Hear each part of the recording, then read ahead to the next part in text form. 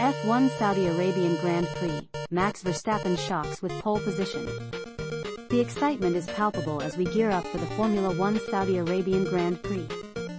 In the final practice session, Lando Norris and Oscar Piastri showcased their speed, with Norris edging out his teammate by a mere 0.024 seconds. But that's not all. He left George Russell trailing by over 6/10 in P3, setting the stage for a thrilling qualifying showdown.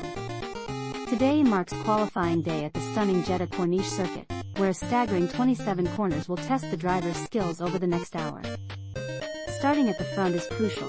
No one wants to get caught in the chaos that often unfolds in the middle of the pack during the race on Sunday. McLaren has been on fire all week, but let's not forget the drama that unfolded just weeks ago in Suzuka. Max Verstappen pulled off a stunning upset by snatching pole position from the McLaren duo, ultimately winning the race.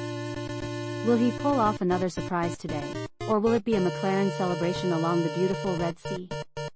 Stay tuned as we bring you live coverage of the qualifying session. Don't miss a moment. It's Verstappen's day. The Red Bull star clinches pole position, edging out Piastri by just 0.010 seconds. Russell takes the lead with a blistering time, surpassing Verstappen by more than a tenth. Russell is flying through Sector 1.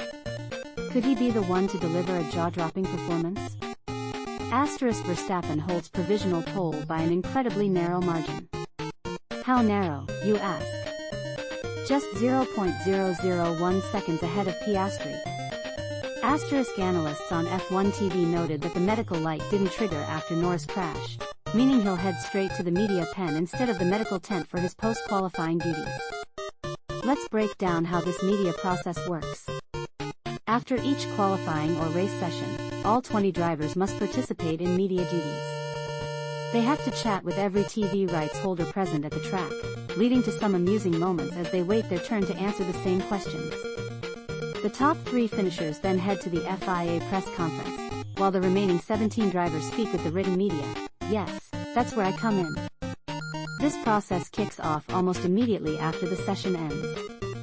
For instance, when Lewis Hamilton crashed out of the United States Grand Prix last season, he was already answering questions less than 20 minutes later.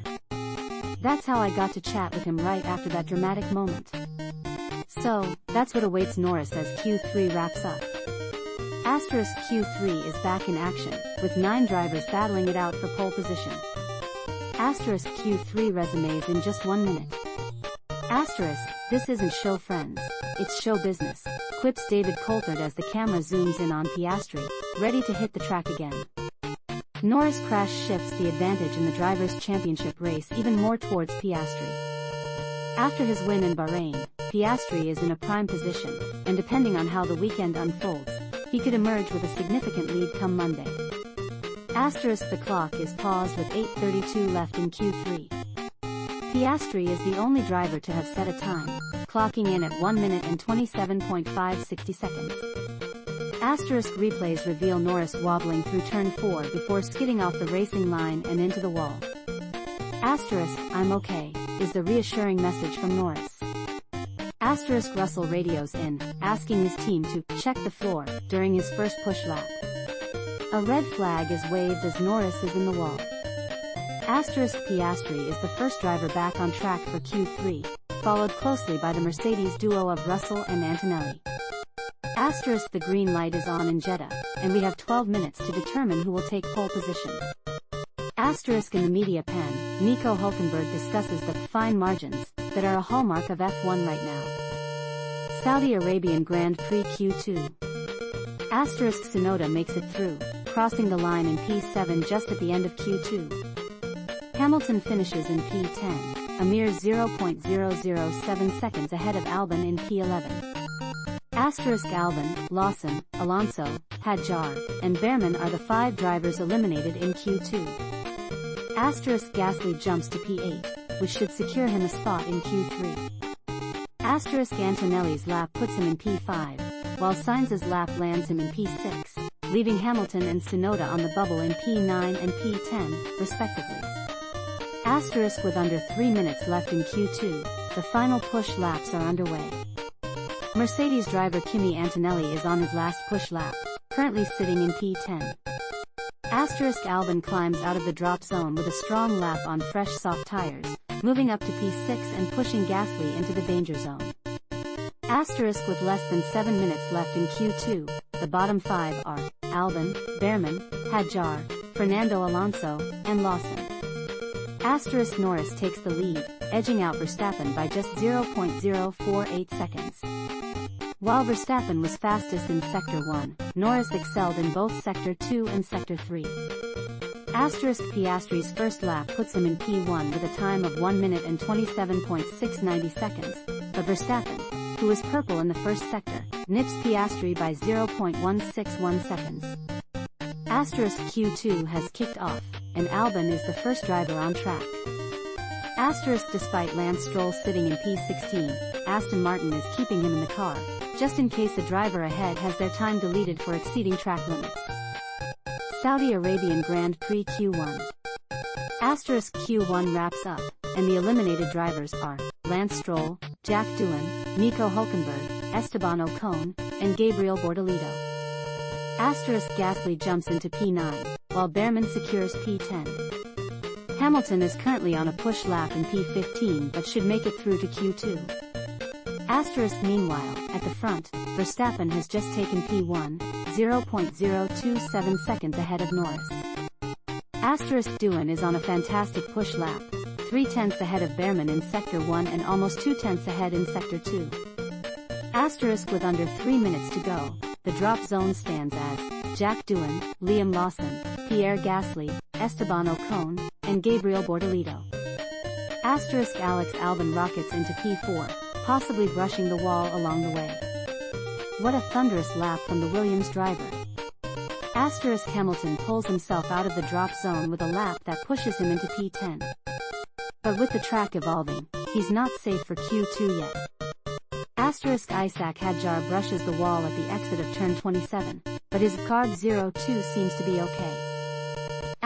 Less than 8 minutes remain in Q1, and the 5 drivers in the drop zone are Liam Lawson, Pierre Gasly, Lewis Hamilton, Esteban Ocon, and Gabriel Bortolito. Piastri's first push lap puts him at the top of the table, just 0.007 seconds ahead of Norris. Verstappen's lap comes in just behind Norris, 0.122 seconds off the pace, currently in P2.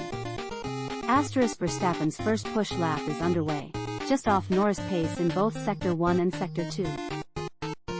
Norris goes purple in both Sector 1 and Sector 2, finishing his first push lap at 1 minute and 28.026 seconds, which is over 0.8 ahead of Alex Albon in P2. Esteban Ocon is the first driver out of the pit lane, followed by Haas teammate Oliver Behrman. Ocon will be the first to bank a timed lap. Behrman is also celebrating a milestone, as he made his F1 debut in Saudi Arabia last season, stepping in for an unwell Carlos Sainz Jr. at Ferrari and finishing a commendable 7th. The Sauber duo of Nico Hülkenberg and Gabriel Bortolito are among the first drivers to hit the track as several others join them. The green light is on at the Jeddah Corniche Circuit. 18 minutes to find 15 drivers to advance to Q2 and eliminate the bottom 5. Pre-qualifying notes. Alex Brundle and Chris Medland both predict Piastri for pole, while Laura Winter is backing Norris.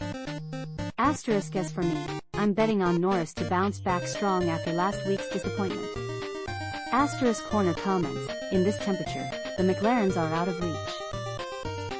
Christian Horner stops by F1 TV to dismiss rumors about Max Verstappen leaving Red Bull, calling it just noise. Chris Medland on F1 TV notes that Williams has had a strong week and expects both Alex Albon and Carlos Sainz Jr. to make it to Q3. Alex Brundle on the F1 TV pre-qualifying show states, it's McLaren's to lose. As we await F1 qualifying, Arvid Lindblad has just won the F2 sprint race after a 5-second penalty was handed to Richard Verskor. With this victory, the 17-year-old becomes the youngest race winner in F2 history, born in 2007. So, if you're feeling old right now, you're not alone.